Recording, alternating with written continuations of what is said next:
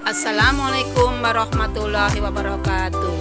Anak-anakku, kami sampaikan tata tertib SMP Muhammadiyah 9 Yogyakarta tahun 2020-2021. Landasan hukumnya yaitu Keputusan Kepala Sekolah SMP Muhammadiyah 9 Yogyakarta tahun 2020 nomor 155.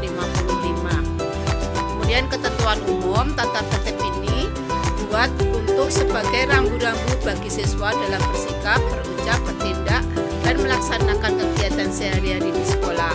Tata tertib ini berlandaskan nilai-nilai ajaran Islam yang dianut oleh kita. Bab 3 maksud dan tujuan.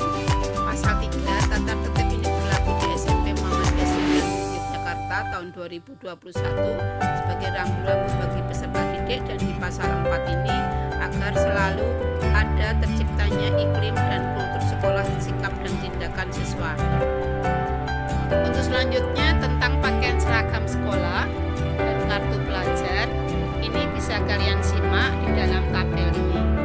Untuk pakaian seragam kelas 7, kelas 8, dan kelas 9. Tentang kartu pelajar, ini wajib dimiliki oleh siswa sebagai kartu identitas, dapat digunakan sebagai peminjam buku di perpustakaan, dan berlaku selama peserta didik aktif di SMP Muhammadiyah 9. Selanjutnya tentang ruang lingkup. Tata tertib ini ruang lingkupnya adalah tentang upacara bendera, waktu pembelajaran ekstrakurikuler, MPLS, pengabdian sosial, mulis, pakaian sekolah, kartu pelajar, penggunaan kendaraan, sikap religius, perilaku sopan santun, semangat kebangsaan, larangan, penghargaan, dan sanksi. Selanjutnya tentang rambut, kuku, make up, dan aksesoris. Untuk laki-laki, rambut tidak boleh panjang, ditata rapi, dan tidak boleh di skin. Untuk perempuan, rambut tidak disemir, kemudian diikat ke dalam, dan tidak menggunakan make up.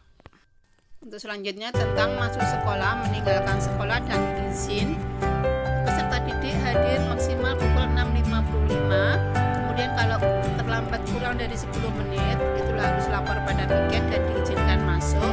Sedangkan yang lebih dari 10 menit mendapatkan bimbingan konseling. Untuk peserta didik wajib mengikuti pelajaran sampai waktu berakhir.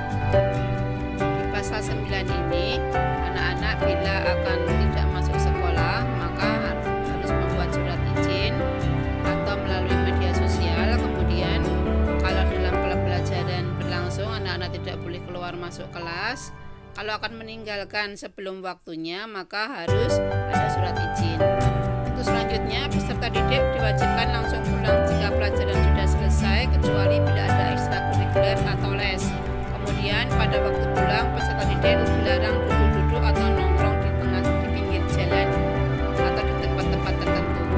Selanjutnya, untuk mengetahui keberhasilan peserta didik maupun guru, maka ada penilaian tengah semester, penilaian akhir semester, dan penilaian akhir tahun.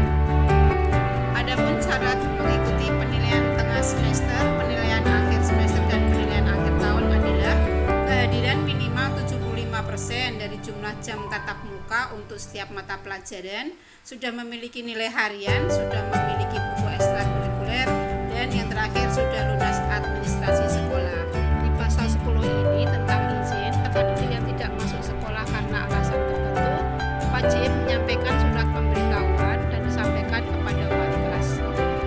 Kemudian apabila nantinya lebih dari 3 hari, maka harus menyertakan surat dari dokter. Kegiatan akademik di SMP Muhammadiyah 9 dilaksanakan setiap hari Senin sampai dengan hari Jumat. Wajib diikuti oleh siswa dan dimulai dari pukul 7 sampai pukul 15. Nanti diakhiri dengan sholat berjamaah, sholat asar. Kegiatan non-akademik ini adalah kegiatan di luar pembelajaran yang berupa keterampilan. Nanti bersifat seni budaya dan olahraga, dan yang wajib adalah tapak suci dan hizbul waton. Kegiatan ekstrakurikuler yang bersifat wajib dilaksanakan setiap hari Rabu dan Kamis. Kegiatan ekstrakurikuler lainnya dilaksanakan sesuai dengan jadwal yang sudah ditentukan. Peserta didik dapat mengikuti satu program kegiatan ekstrakurikuler. Untuk kegiatan ekstrakurikuler dikoordinasikan oleh seorang koordinator. Peserta didik dalam mengikuti kegiatan ekstrakurikuler didampingi satu atau lebih dari mentor. Kemudian dia wajib melakukan presensi, wajib memperoleh penilaian, dan dia wajib mengikuti 2 ekstra wajib dan 1 ekstra pilihan. Kegiatan ekstrakurikuler yang bersifat wajib dilaksanakan setiap hari Rabu dan Kamis. Kegiatan ekstra lainnya dilaksanakan sesuai dengan jadwal yang sudah ditentukan sekolah. Peserta didik dapat mengikuti 1 program kegiatan ekstrakurikuler.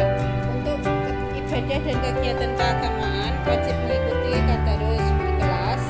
Kemudian peserta didik kelas 7 dan 8 wajib mengikuti kegiatan Iqra dan Al-Quran. Peserta didik wajib menghafalkan bacaan sholat fardu dan surat-surat pendek. Kemudian setiap peserta didik wajib melaksanakan sholat berjamaah di sekolah. Setiap peserta didik wajib mengikuti pengajian kelas yang dilakukan sekolah termasuk pesantren kilat. Untuk upacara bendera, setiap peserta didik wajib mengikuti upacara bendera di setiap hari Senin dan upacara peringatan hari besar dengan pakaian yang sudah ditentukan oleh sekolah. Untuk selanjutnya pasal 17 tentang organisasi peserta didik, koperasi, dan kantin sekolah. Organisasi peserta didik yang selanjutnya disebut IRM, Ikatan Remaja Muhammadiyah, merupakan wadah untuk peserta didik belajar berorganisasi, melatih kemandirian, kepemimpinan, dan melatih jiwa sosial. Keanggotaan berlaku selama menjadi peserta didik di SMP MU 9 Yogyakarta. Kepengurusan dipilih dari peserta didik yang dianggap mampu melalui proses seleksi setiap tahun. Kepengurusan IRM berlaku 1 tahun dan akan digantikan oleh kepengurusan tahun berikutnya. Selaku anggota pengurus IRM wajib mendukung dan wajib mengikuti seluruh kegiatan yang diselenggarakan oleh IRM. Tentang kantin sekolah. Kantin sekolah sebagai tempat penyedia makanan dan minuman untuk peserta didik dan warga sekolah dikelola oleh koperasi sekolah dengan pendapatan bagi hasil dan wajib menyediakan makanan dan minuman yang sehat dan bergizi. Bab 10 Pengenalan lingkungan sekolah, PLS, menulis dan pengabdian sosial. Pengenalan lingkungan sekolah adalah kegiatan pengenalan lingkungan sekolah yang diperuntukkan bagi peserta didik baru dan juga dikenal dengan MOS. Peserta didik baru wajib mengikuti kegiatan pengenalan lingkungan sekolah ini. Pengenalan lingkungan sekolah lebih lanjut diatur dengan keputusan kepala sekolah. Pasal 21 tentang Semudis. Kegiatan Semudis dilakukan setiap hari, yaitu dengan adanya piket kelas secara bergiliran dengan tujuan kelas bersih. Setiap hari Jumat sepulang sekolah ada kebersihan bersama dan dengan piket mingguan per kelas. Pasal 22 Pengabdian pada masyarakat.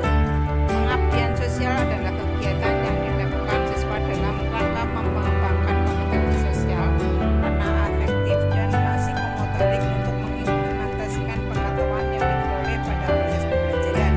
Ketentuan lebih lanjut pengabdian sosial diatur kemudian dan dengan keputusan kepala sekolah. Bab 11 tentang kendaraan.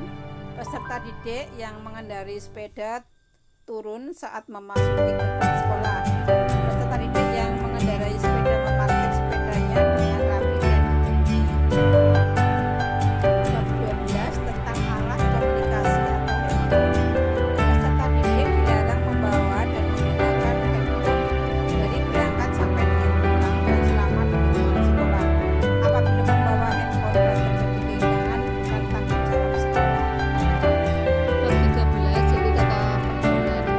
Dalam pergaulan sehari-hari di sekolah, setiap peserta didik hendaknya mengucapkan salam dan jabat tangan antar sesama teman, guru, karyawan, kepala sekolah apabila bertemu, saling menghormati satu dengan yang lain, menghormati ide, pikiran, dan pendapat hak cipta orang lain, berani menyampaikan sesuatu yang salah adalah salah dan yang benar adalah benar, dan menyampaikan pendapat secara sopan tanpa bentuk perasaan.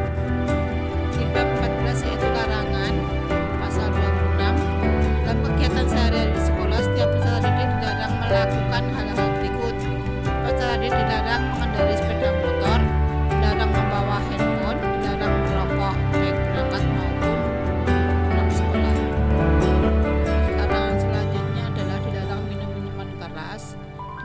berkelahi baik perorangan maupun berkelompok, dilarang membuang sampah tidak pada tempatnya, dilarang berbicara kotor, dilarang mencoret-coret tembok dan barang-barang lainnya, dilarang membawa barang-barang yang tidak ada hubungannya dengan tugas sekolah.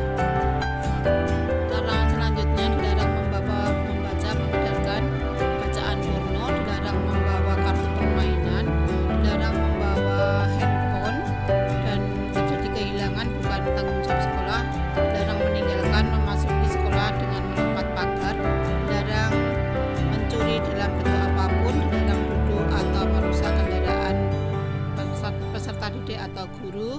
Peserta didik dilarang menerima atau menemui tamu tanpa sepengetahuan guru piket. Bab 15 yaitu pelaksanaan pembinaan dan penelitian dan peserta didik. Peserta didik yang melanggar ketentuan yang tercantum di atas akan dikenakan sanksi, yaitu yang pertama teguran lisan, kedua teguran tertulis, ketiga membuat pernyataan peserta didik, keempat mendapatkan sanksi yaitu penugasan tertulis maupun tidak tertulis dan denda. Sanksi selanjutnya yaitu pemanggilan orang tua hingga 3 kali disertai surat pernyataan bermeterai, ketujuh skorsing, dan ke-8 pelanggaran berat kriminal asusila dan nafsa akan disidang oleh Dewan Guru dan dikembalikan ke orang tua wali. Bab 16 yaitu mekanisme pengesahan tata tertib peserta didik.